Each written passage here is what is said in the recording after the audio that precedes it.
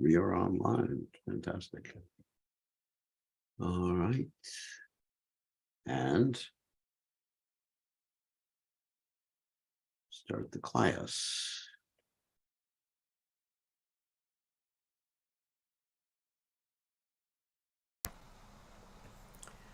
Okay. We'll have a little kirtan. And we get the guitar.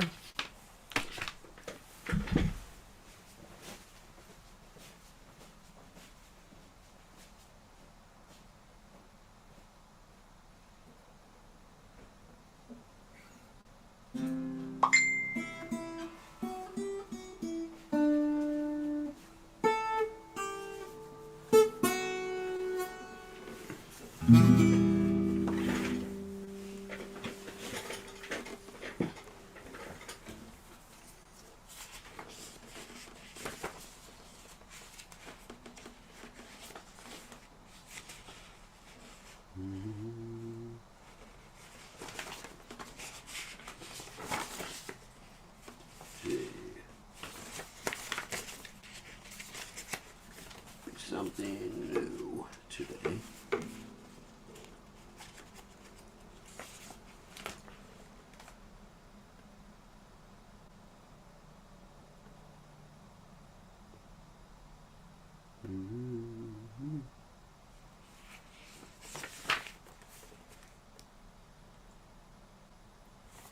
Okay. Here we go.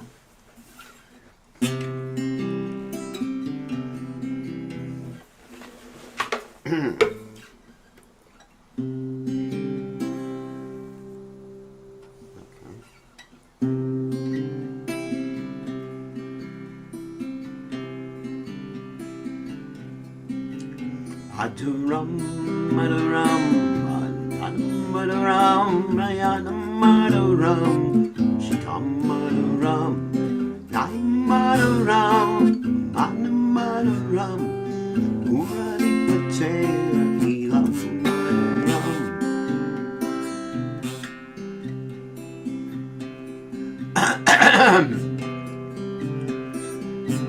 Vachanam, Maduram, Charitam, Maduram, Sanmaduram, Dalitam, Ram, Itam Maduram, Namitam Maduram, Urani Patera Gilam, Maduram.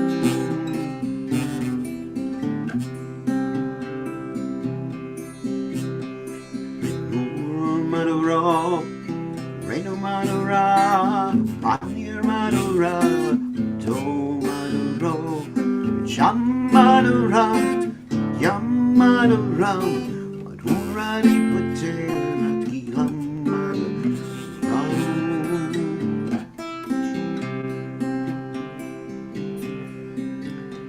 Vitam Maduram, Vitam Maduram, Tam Maduram, Tam Maduram, Vam Maduram, Tilakam Maduram, Madhurani Patera Gilam Maduram.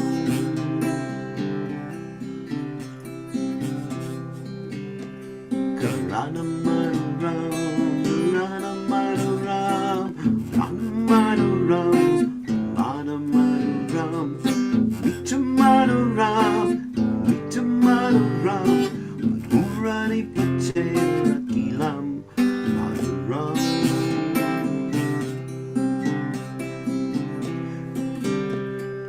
Jam Maduram, Mana Maduram, Yamuna Maduram, Chi Maduram, Lila Maduram, Lina Maduram, Madhurani Patera Gilam Maduram. Be Maduram, Lila Maduram, Yuktam Maduram, Tam Maduram, Rishta Maduram, Shishta Maduram, Madhurani Patera Gilam Maduram. Vam Maduram, Gapo Maduram, Yastir Maduram, Shishtir Maduram, Madaram, Durani Patera Ilam Ram.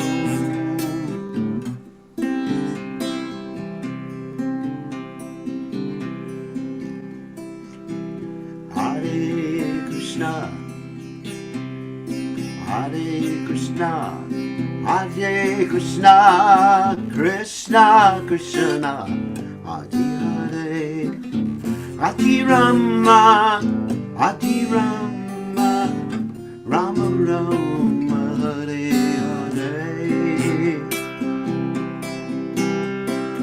Hare Krishna, Hare Krishna, Krishna Krishna, Hare Hare, Hare Rama, Hare Rama, Rama Rama, Hare Hare.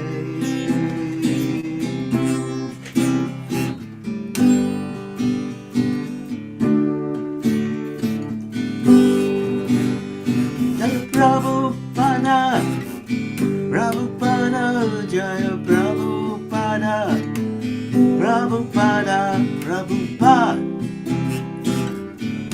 Prabhupada, Prabhupada, Prabhupada. Jai Om Vishnupad, Paramahansa Paravidikacharya. Also tell us that the Shimad, His Divine Grace Vaya Chalana, the Bhaktivedanta Goswami Srila Prabhupada Ki Jai. ISKCON Founder Acharya Srila Prabhupada Ki Jai. Anandakoti Vaishnava Vrinda Ki Jai. Namacharya Srila Haridas Thakur Ki Jai. Prem Se Kaho Shri Krishna Chaitanya Prabhu Nityananda Shadwaita Gadadha Shivasati Gaur Bhakta Vrinda Ki Jai.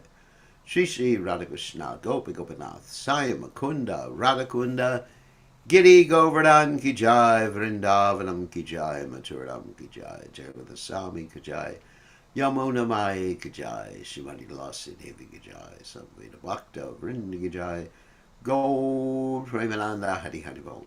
All glory is the assembled devotees, all glory is the assembled devotees, all glory is the assembled devotees, all glory is to Shri Guru and Gauranga Srila Prabhupada Ki Jai, Nama Om Vishnu Padaya.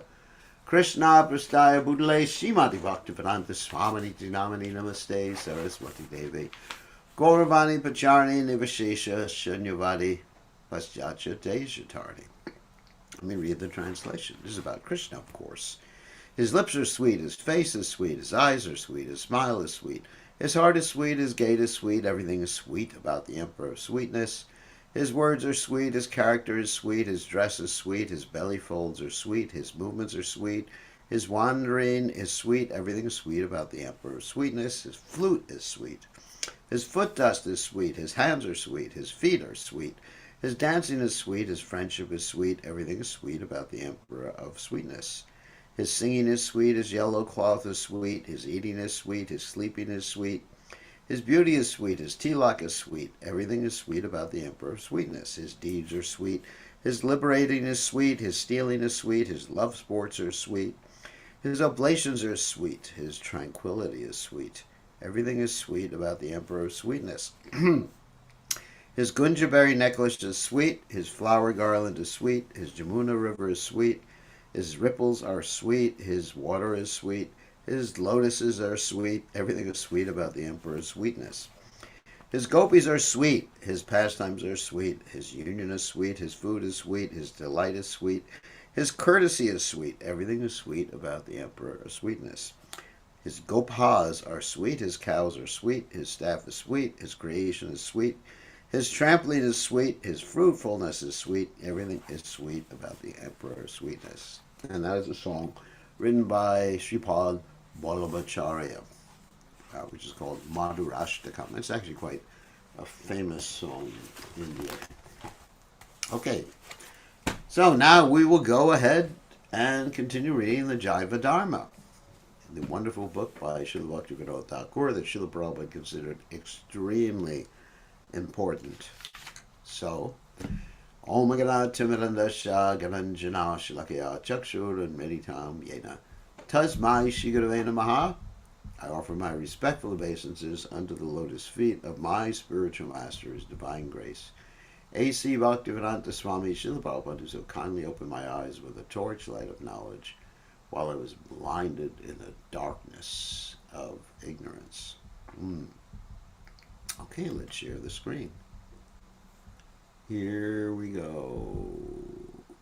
Oh, that's right. I have to, give me a second. I have to get it on the screen. I didn't do that. I didn't prepare that much for the class. It'll just take 1/2 of a minute.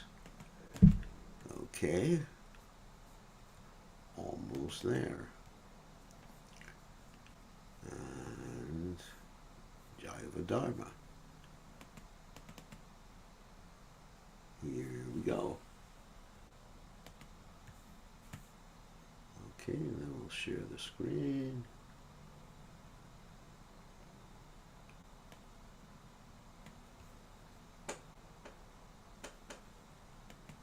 I got it prepared. There we go. All right, here we go.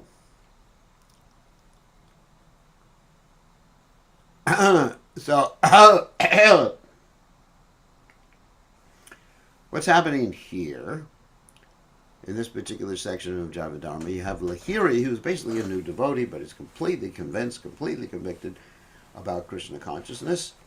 And you have his son, Devi Dasa, who's not happy with his father taking up Krishna consciousness, and he's arguing with his father. Previously, his son, Devi Dasa, had actually gotten association with Vaishnava Das, but now he is directly approaching, that's Devi Dasa is directly approaching Lahiri, his father, to try to convince him that, you know, you're doing the wrong thing, Daddy. And so, let's continue. So, of course, in the previous paragraph, Lahiri has said to Devidas, you worship the Lord's deity, but that's not a spiritual worship, because you don't accept the form as eternal. In other words, you accept it as a stepping stone to something higher, and that higher you think is impersonal, merging, becoming one with the Supreme Personality of Godhead. So ultimately the Lord doesn't have a form and personality. And of course Krishna in the Gita says you are a mudha if you think like that. Avajananti ma mudha. Devidas said, yes, if the Lord's form were not eternal, and one worshipped the Lord, it would not be worship of an eternal object. But how by worshipping a temporary object can one not attain eternal tattva? Actually, there's Devidas saying that. Lahiri said, even if it were possible, one cannot call the worship Nitya Dharma. The Vaishnava Dharma of worshipping the eternal form of the Lord is Nitya Dharma, eternal. The forms worshipped are forms made by humans. How can they be called eternal forms? Here we're talking about the deities, of course. Lahiri said the forms worshipped by the Vaishnavas are not of that type. First of all, the Lord is not formless like Brahman. He is a form of concentrated eternity, knowledge, and bliss, that's Satchidananda, endowed with all Shaktis. That means he has his energies. His deity form is worthy of worship.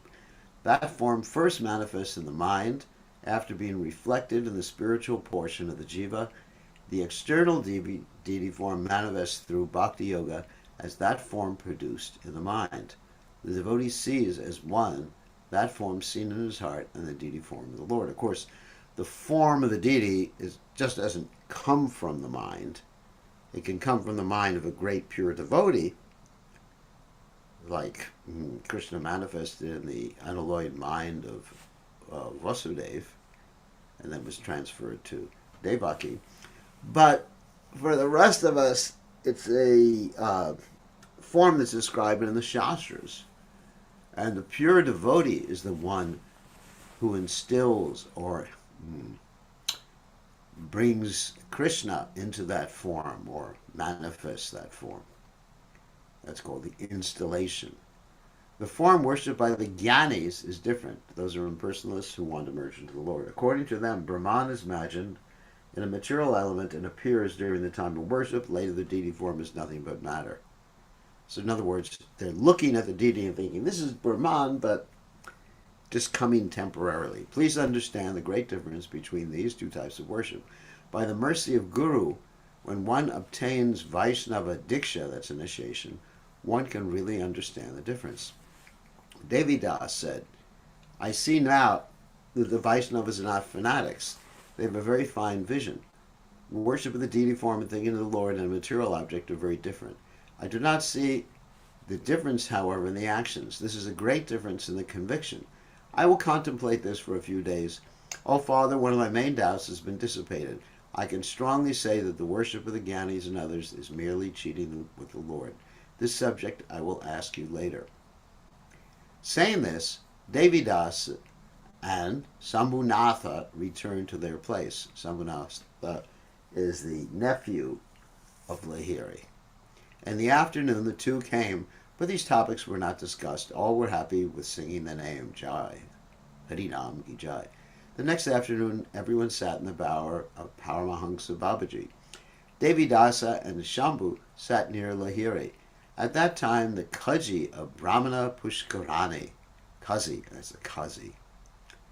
Kazi means Muslim guy who's in charge, of the Brahmana Pushkarini arrived. Seeing him, the Vaishnavas rose in respect. The Kazi greeted the Vaishnavas in great bliss and sat in the bower. Paramahansa Babaji said to this Kazi, the Muslim guy, you are most fortunate because you are a descendant of Chanda Kazi, as Chand Kazi, who obtained the mercy of Chaitanya Mahaprabhu. You should show mercy to us. So that Chand Kazi is a very interesting story. That originally, the Brahmanas, when Lord Chaitanya was present, the Brahmanas came to this Kazi guy, who basically was in charge of that whole district. And they complained. They said, there's Lord Chaitanya.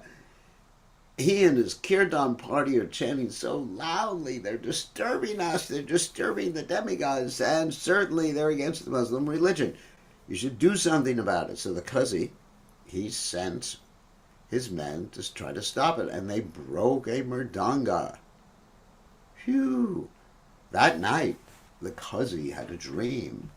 And in that dream, Lord Nrsingadev appeared.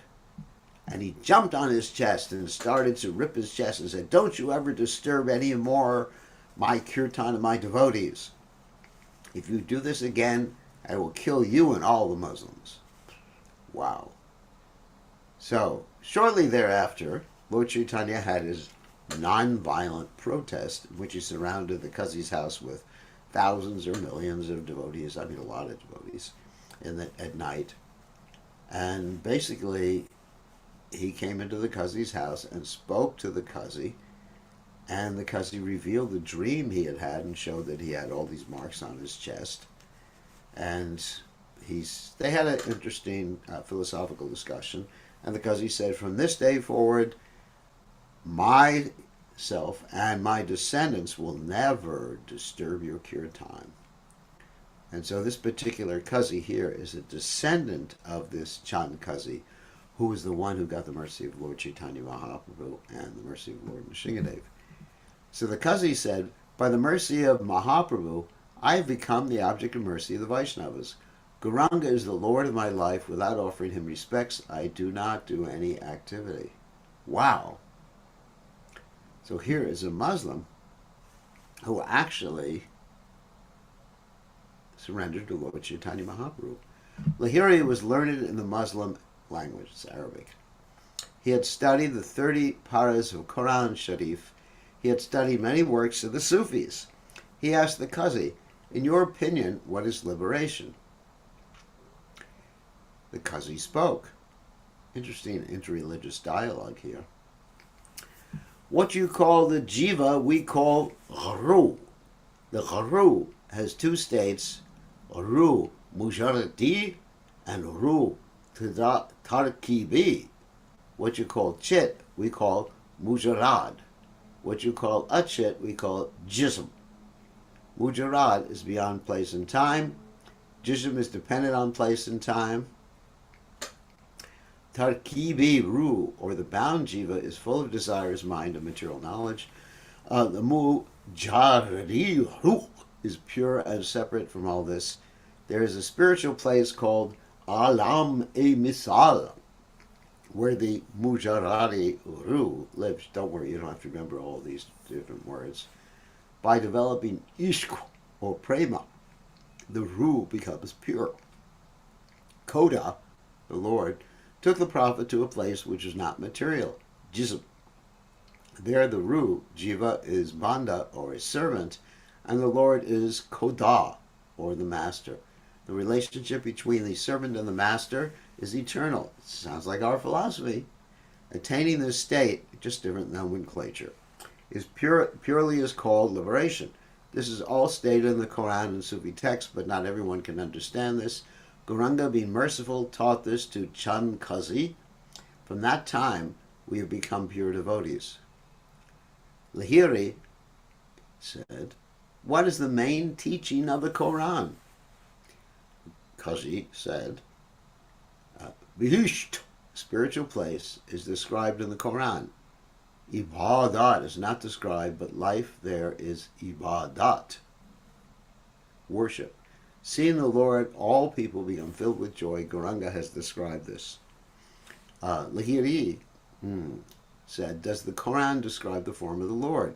Koda, that's the Lord. The Quran, because he says that God has no form. Gauranga said to Chand Kazi that in the Quran only material forms are forbidden. The pure Mujaridi form is not forbidden. According to his qualification, the Prophet saw the Lord's form full of prema. Various rasas were covered. Wow. Here he said, what do the Sufis say? Anal Haq in their religion means I am God. Your concept of Advaita Vada and the Islamic Sufism, Ocha Uyaha, are the same. Lahiri, so in other words, the Sufis, according to this discussion, are basically impersonalists who do some devotional thing and dance and everything like that for the sake of merging. Phew. So Lahiri said, are you a Sufi? Because he said, no, I'm a pure devotee. My life is dedicated to Gauranga. After much discussion, the Qazi, respecting the Vaishnavas, departed. The assembly broke up after performing kirtan. So here in this footnote it says Advaita Vada shares similarities with Sufism, but then the word should have been Tasawwuf. I have trouble pronouncing these Arabic words, that's for sure. Okay, so we're going to continue with this whole discussion of Devi Dasa and Sambhunath because they have a lot to say about this. Devi Dasa was a teacher. For a long time he was convinced that the Brahmin Varna was the best. Except for the Brahmin, no one could be spiritual. If one was not born a Brahmin, a Jiva could not attain liberation. Completely false. A person attained a Brahmin nature by birth. Hearing the conversation between the Qazi and the Vaishnavas, he became completely disturbed. I mean, it was bad enough that some of the sadhus there were from lower caste, but here was an outcast, or not even an out, never came in. He could not really understand what the Qazi had explained. He thought, what remarkable behavior of a Yavana. What he spoke had no meaning at all. Father has studied Persian and Arabic. He has performed Dharma for many days. Why did he respect the Yavana so much? Vaishnava Das Babaji, it's like Karmi. Vaishnava Das Babaji and Paramahansa Babaji seated him in the bower and respected him, though one should take a bath after touching such a person. That evening, so he became completely incensed. In a real sense. So, that evening, he said, Shambhu, that's his cousin, raising a fire of logic on this issue, I will burn up the Pashanda philosophy. He's considered these Vaishnavas to be Prashandas or atheists. In Navadvip, Sarvabhauma and Shiromani deliberated on logic, and Raghunath produced Smriti scriptures and produced 28 truths. How can there be such dealings between the Aryas and Yavanas in Navadvip? The teachers of Navadvip do not seem to be aware of this. After a few days, Devi Das began his actions. Phew. He really wanted to just bring the Vaishnavas down. Really, a great offender. 3 Paharas had passed on the day.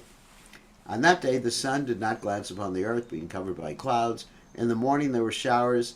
At a suitable time, after 12 dandas, Devi Dasa and Shambhu took Kichari. The Vaishnavas were late in receiving alms. By the 3rd Prahara, almost all the Vaishnavas had finished their meal and sat in the Madhavi Malati bower to one side in an excellent hut, chanting the name.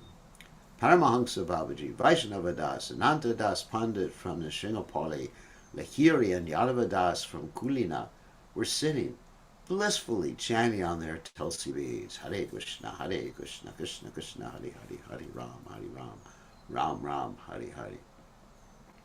At that time, Devi Das, remember the son of Lahiri, Vijayaratna, that's his title. He's the jewel of all learning. Chaturbhuja forearm, Pararatna of Samudragada, Chintamani Nayana Ratna of Kashi, Kalidas Vachaspati of Purvashtali, and Krishna Chudamani arrived. The Vaishnavas offered seats respectfully to the Brahmana Pandits and had them sit. Paramahansa Babaji said, "They say that a cloudy day is bad, but today it has become a good day for us, since Brahmana Pandits of the Dham have given their foot dust to our dwelling. Since the Vaishnavas naturally think in themselves as lower than a blade of grass, they offered respects, saying, I offer respects to the feet of the Brahmanas, like Krishna's Namo Brahmanya Devaya, Go Brahmanataya Cha, Jagaditaya Krishnaya Govindaya Namo Namaha." The Brahmanas, thinking themselves very learned, gave blessings and sat. Devidas Vidyaratna had brought them there to debate. All the Brahmanas offered respects to Lahiri, since they were younger than him. Having now understood the truth, Lahiri returned the respects. Among them, Krishna Chudamani was particularly eloquent. Debating in Kashi, Mithila, and various other places, he had defeated many scholars. He was short, shiny, black, and grave. His eyes glittered like stars. He began to converse with the Vaishnavas.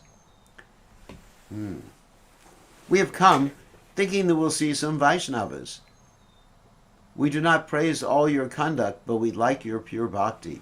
The Lord has said, here's an interesting statement, Api chet sudorachuro vajate mam ananyabak, famous verse, 930, Sador eva samantavya samyag velvasito hisa. If the most sinful person worships me with no other desire than to please me, I still consider that person to be my devotee, since he has fixed himself completely in me. This statement from the Gita is our proof. Taking this statement today, we have come to see the devotees. But we have one intention. It is this. We will discuss the fact that you associated with a Yavana on the pretense of bhakti. Let the person who is expert at deliberation come forward. In other words, they were upset that the Kazi had come and all these Vaishnavas had a discussion, offered respects with the Kazi, to the Kazi. Hearing Chudamani's words, the Vaishnavas became sad. Oh my God, what a waste of time. Paramahansa Babaji said, "We are fools, we do not know how to debate. We conduct ourselves as the great devotees did. We will listen silently to what you teach from the scriptures." Chudamani said, "How can this talk be accepted? You live in Hindu society. If you act against the scriptures, the world will be destroyed. If you preach conduct which is against scripture, how can you excuse yourself by referring to great saints? Who is a great saint? If a great saint acts according to scripture and teaches this, he is a great saint. That is stated in Mahajanayana Gatasa Panta. It's from the Mahabharata. One should follow the path that the great saints have followed. If you make this claim, how can the auspiciousness of the world be accomplished?" On hearing Chudamani's words, the Vaishnavas went to a separate hut and discussed. They concluded that if the great saints are criticized, one should defend oneself if possible. Paramahansa Babaji was not prepared to debate. Though Ananta Das was most learned in logic, everyone requested Vaishnava Das, who was previously Mayavad Sannyasi, became a devotee, to debate. They understood that Devi Dasa had brought about this situation. Lahiri was there among them. He said loudly, Devi Dasa is very proud. Seeing us discuss with the Kazi, he was troubled and gathered the scholars and brought them here. Taking the foot dust of Paramahansa Babaji, Vaishnava Das said, I place the order of the Vaishnavas on my head. Today my fallen learning will become successful. So the clouds cleared, an auspicious sign.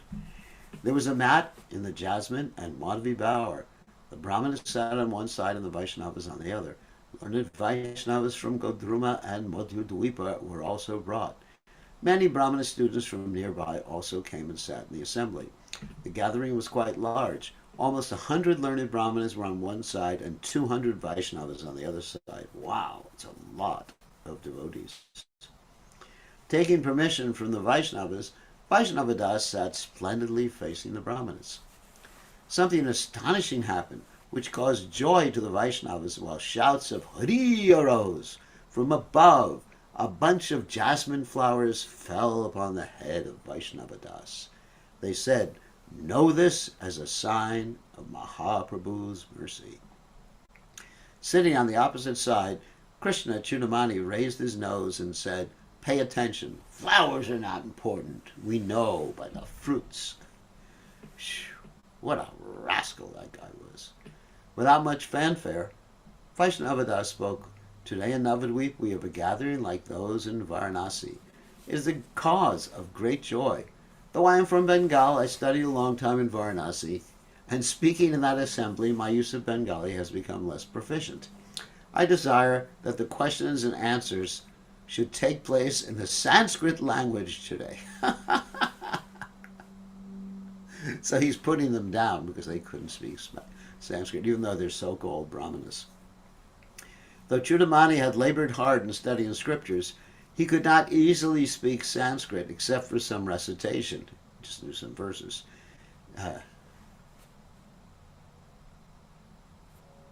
Vaishnava should defend not himself personally, but the philosophy. The question was just raised in the chat window. But the philosophy or other Vaishnavas, yes. If anyone is blasphemed, any Vaishnava is blasphemed, or any great saint is blasphemed, or the philosophy is blasphemed, or Krishna is blasphemed, then we become like fire.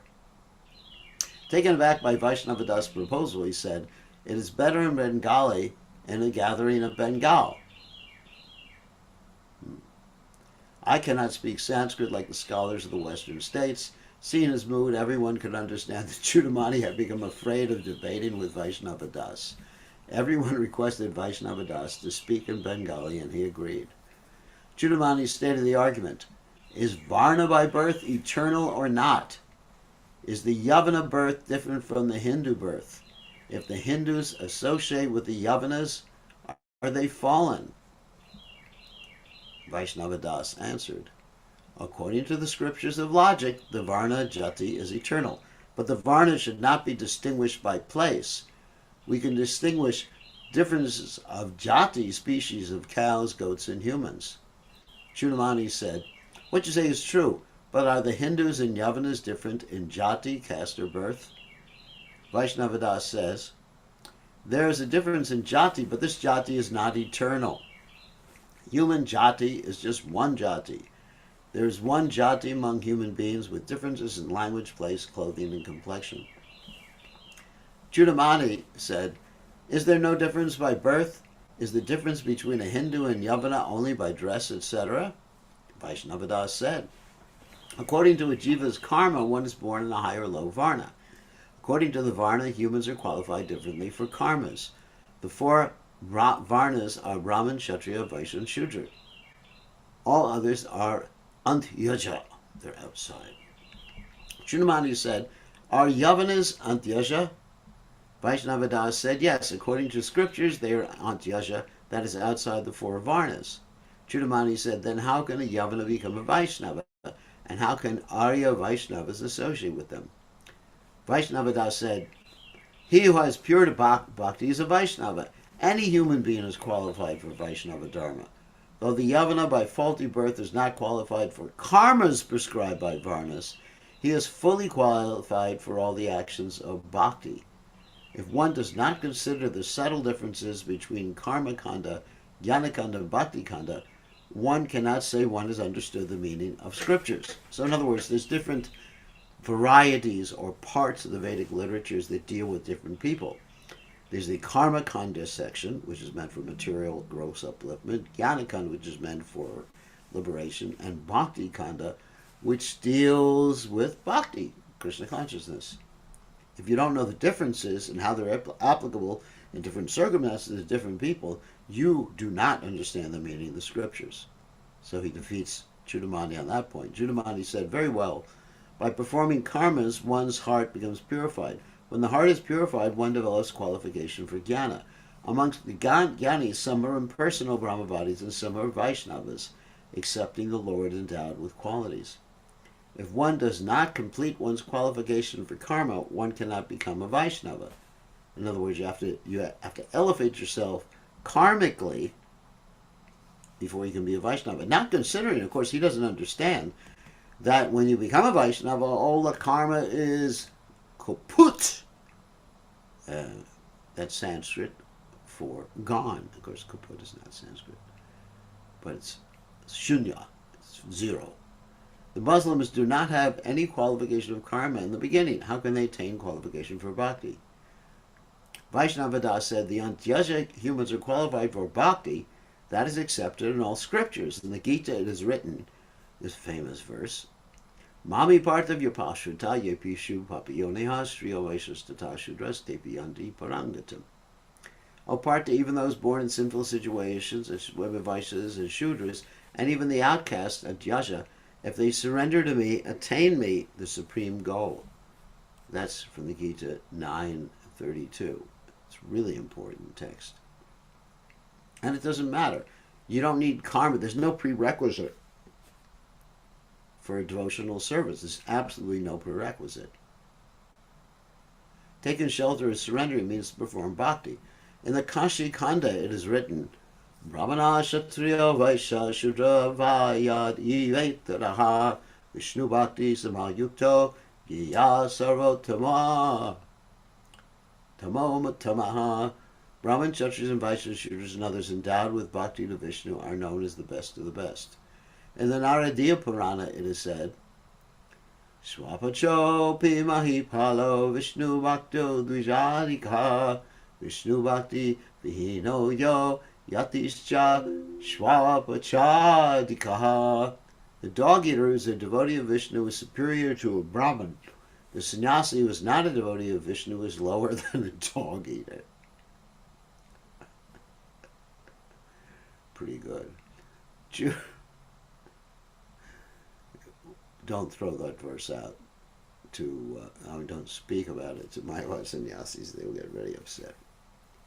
Chudamani said there are many proofs, but it is necessary to see what is understood by careful analysis. How is the fault of a low birth removed? The fault caused by birth should only be removed by another birth, and that's completely false. Because, as described here, and let me read what Vaishnavadas is going to say. Vaishnavadas said the fault of a low birth is parabdha karma. This is removed by uttering the Lord's name. Bhagavatam says, Yanam Sakrich Shravana Pukasho Vimuchate Sangsarat. The outcast who utters the name of the Lord once is directly liberated. Bhagavatam 6:16-44. Nataparam karma nibhanda kritanam amukshatam tirta padanu kirtanat nayat puna karmasu sajate mano rajastamobhyam kalilam tatonyata. There is no better way for those desiring liberation to cut the bondage of karma than chanting about the Lord, because by kirtan the mind does not again become attached to material actions. By other processes, the mind again becomes contaminated by rajas and tamas. And here's a very famous verse, 6:246 from the Bhagavatam. Aho bataswa pachato garyanya divagre bhartate namatu brahm devastapushte juhuva shashnurarya brahmanucha nama grananti yete. How astonishing! The outcast on the tip of whose tongue your name appears becomes the guru. All those who chant your name, becoming most respectable, have completed all austerities, all sacrifices, after all bathing and all study of the Vedas. In other words, oh, how amazing! Astonishing, amazing. That's from the Bhagavatam 3:33-7. Chudamani said, then why can the Chandala who has uttered the Lord's name not perform sacrifices, etc.? In other words, why can't he perform sacrifices? Vaishnavada said, birth in a Brahmin house is necessary for the performance of karmas, like sacrifices, etc. One wants to engage in karma kanda at the end, that's necessary what sort of birth you have. But that's just material. If one does not have the savitriya, birth, Brahma Gayatri initiation, even though born in the Brahmin house, a person is not qualified to a karmas. Similarly, although a Chandala is purified by taking shelter of the names of the Lord, he does not have the qualification for sacrifices, etc. We're talking about Vedic sacrifices, not the fire sacrifice we do in the temple, until being born in a Brahmin family, next life. But the angas of bhakti, which are superior to sacrifices, by unlimited amount, can be performed by the Chandala. So in other words, just to follow social custom, a person who is not born in a Brahmin family can't do all these ritualistic ceremonies, which actually are just entangling. So just let the Brahmins do that and have fun and make money, whatever. It's not that important. Chudamani said, what kind of conclusion is this? What is the proof that a person who does not have general qualification can receive a higher qualification? Here's an interesting answer. Vaishnavada said, humans have two types of activities, material and spiritual. Even attaining qualification, one cannot perform material activities. A person born as a Yavana may develop the nature of a pure Brahmin and is thus a Brahmana from the spiritual perspective. However, he has no qualification for material activities such as marrying a Brahmin girl. In other words, here he's stressing not to disturb the culture. Chudamani said, why not? What is the fault if he does marry a Brahmin girl? Vaishnavada said, if a person performs acts contrary to custom, there's a fault in customary behavior. To disturb society. Persons who respect customary behavior in society and are proud of that will not accept such contrary acts. Though one may have a spiritual qualification, one's acts may not agree with customary behavior. In other words, if you're in a particular society, generally you don't want to make any waves or too many waves. Chudamani said, what is the cause of qualification for karma? And what is the cause of qualification for bhakti? Vaishnavada said, the cause of qualification for karma is material elements such as birth and nature, suitable for particular karmas. You're just material entanglement. You're just suitable for that. The cause of qualification for bhakti is true faith. Tattvika Shraddha. That is faith. Chudamani said, not distracting me with words of Vedanta, please explain clearly the natures suitable for various karmas. So karmas, that's not bhakti. Vaishnavada said, the qualities of a Brahman are control of mind, control of the senses, austerity, cleanliness, satisfaction, forgiveness, sincerity, devotion to the Lord, compassion, and truthfulness. The qualities of the Kshatriya are influence, physical strength, determination, bravery, tolerance, generosity, effort, patience, respect for Brahmanas, and control. The qualities of the Vaishyas are acceptance of the Vedas, charity, steadiness, lack of pride, and thirst for wealth. That's what we were talking about before today.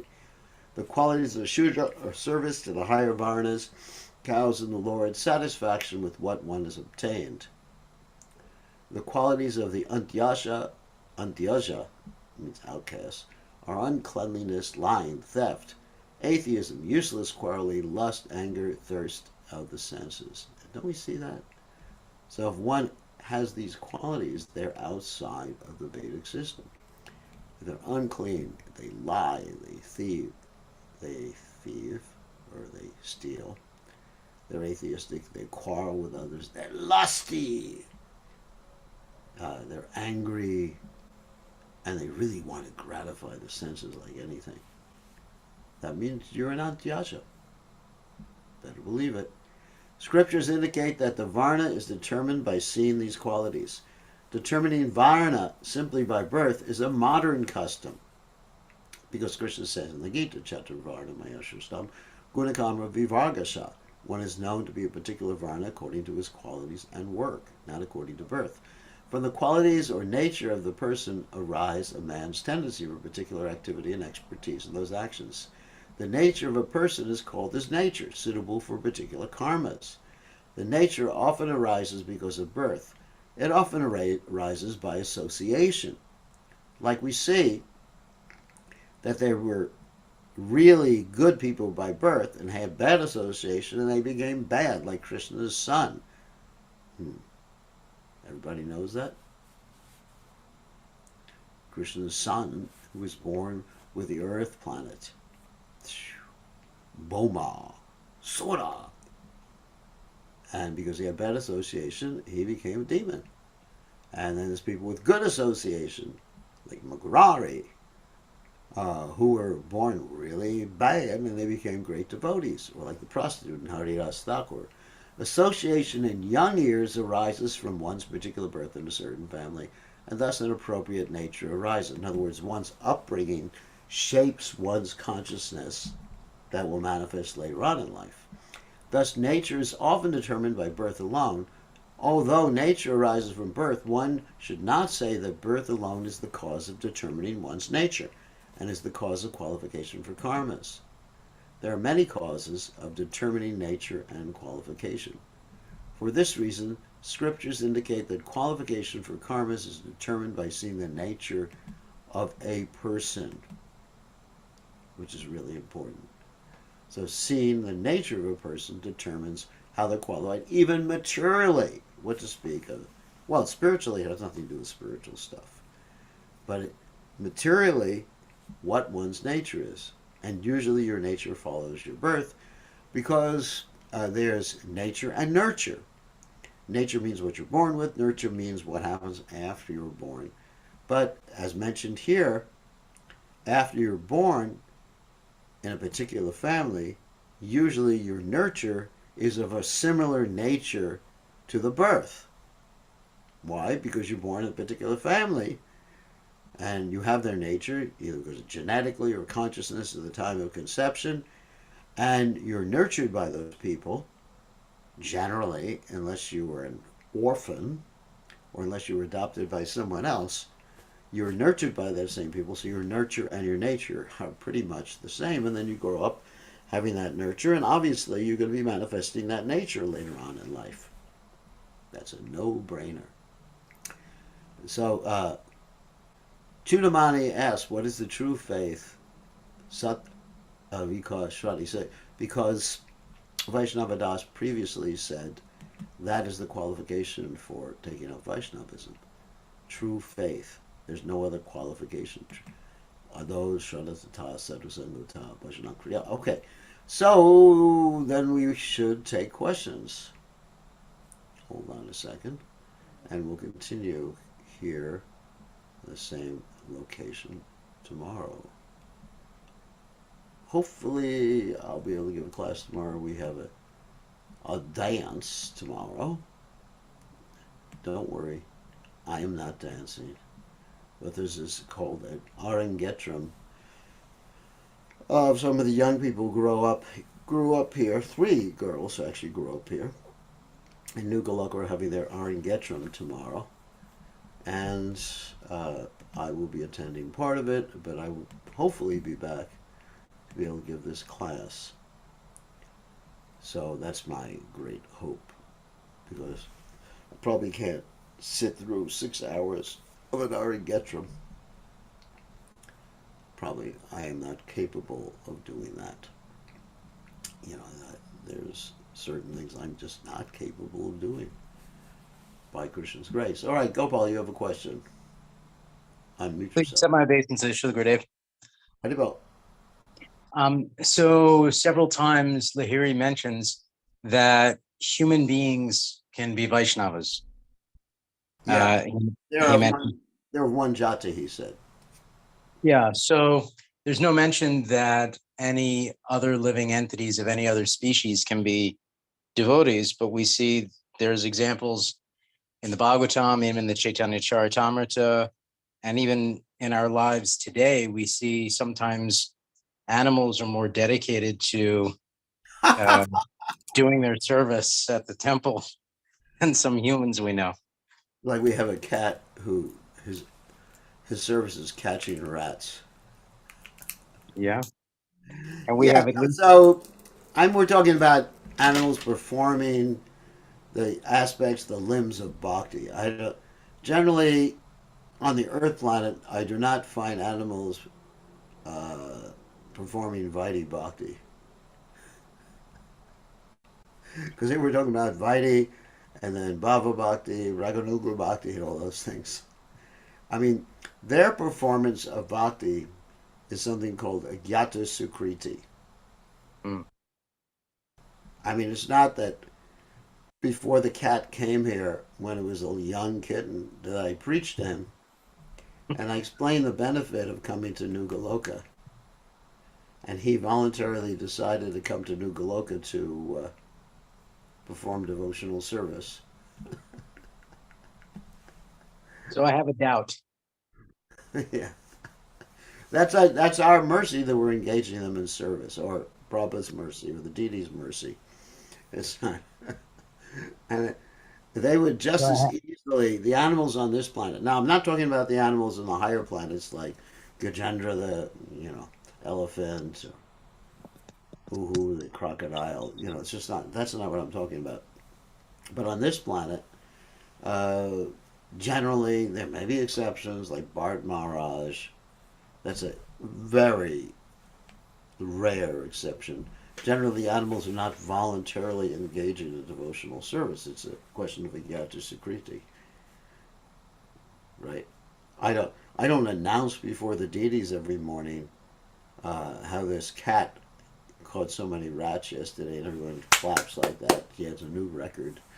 Tilak caught 20 rats yesterday and brought them to me as a present. I have a doubt though, Gurudev. What is your doubt?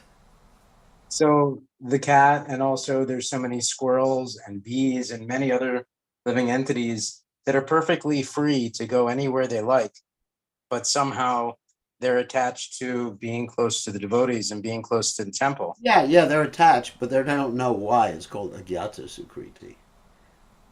Without knowing why, they're not. That it's a subconscious attachment, and it's their great fortune. They can go elsewhere. Yeah, I've seen some of the squirrels near my house pack their bags. They didn't want to eat my prashadam remnants. Yeah. I had to talk with them. If you're not really serious about devotional service, you should go to the neighbor's house. Really? Did they? Yeah, some of them decided to go. Oh. Anyway, joking aside, yes, they're attracted, and Krishna consciousness attracts so many people or so many entities. But this is like not a conscious choice of them thinking I want to be Krishna conscious, but being attracted to Krishna. So it's like that's the beginning of some. It's a Gata Sukriti. It's the beginning of potential for devotional service. But they have to decide later on in the human birth to engage or not to engage. Yeah. You're so compassionate. So what is it? Well, Mancha kalpa tarubhyascha. I offer my respectful obeisance on the lotus feet of all the animals of New Goloka. So, all right. So, who thank you, else? Gurudev. Who else has a question? Someone else, raise your hand, por favor. Okay. Gurudev, please accept all obeisances. Okay. What's the question? Gurudev, yesterday you were talking about the voodoo thing, and I believe that since we chant in the temple, we do Narsimha mantra, and so how come the voodoo can work? How can voodoo work? Yeah, like since It we are works, chanting, but if one is chanting nicely, it won't work. It's a question of chanting nicely. By the chanting of Hare Krishna, the ghosts and the spirits and everything go away. But this person obviously wasn't chanting so nicely in that he was affected by voodoo. So my experience with ghosts and spirits is they don't go near me, that's right? yeah. They don't go near me. I mean, I've had some experience, and I just say, hit the road, Jack, and don't you come back anymore. I mean, I don't get bothered by ghosts and spirits, but not that I'm challenging them or anything like that. But at the same time, the Prabhupada could get rid of ghosts. There was that story at John Lennon's estate. One of the houses of one of the servants, the gardener, was haunted, and so Prabhupada went in there and he started chanting Hare Krishna, burned some incense, tapped on the walls with his cane, and the ghosts went away. All inauspicious elements disappear with the loud chanting of Hare Krishna. So, so if you're actually a devotee in chanting, then it may not be a ghost. It may be just your own mind. I've seen devotees really get into their minds too, and think that, oh, I'm bothered by ghosts, but when in fact, in many cases, it may not be a ghost. It may be their mind.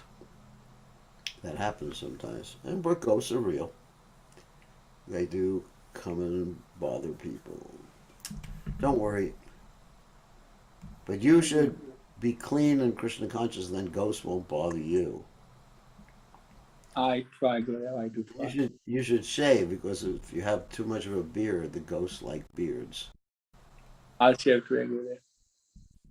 You should be clean shaven and clean. The ghosts like it when it's dirty, contaminated atmosphere. That's what they like. Okay, here's another question. The same line as Gopal Prabhu, comment on the dog which followed Shivananda, saying, the dog that followed Shivananda saying was being taken care of by Shivananda saying to give us special mercy by Lord Chaitanya Mahaprabhu. And there are always exceptions, whether that was an exceptional in his last birth, that dog happened to be someone in Australia who had a pet dog or something like that, and then he looked at his dog at the time of death or not. I don't know that dog's last life. But somehow or other, dog got some special mercy and was attracted. Dogs and animals can be attracted to devotees, that's a fact. Or attracted to prasadam, or attracted to things like that. Perhaps because in their last lives. I've seen sometimes that there's an animal that comes to the temple. Of course, we're situated more or less in a rural area. And so the animal will come to the temple every morning in Mangalarti and look in the window, knowing that it's not allowed in the temple, and just cry. We've had dogs or cats like that. They just look in the window crying, let me in when it's time for Mangal. And they keep staring at the deities through the windows. Actually, we used to have a window in the back of the temple room where you could see the deities from. And then that window was sealed up, so we don't get those dogs anymore. So sometimes due to past lives, that's a fact. And there's always exceptions, like Bart Maharaj. These are exceptions rather than the rule. Okay, so it's time to end.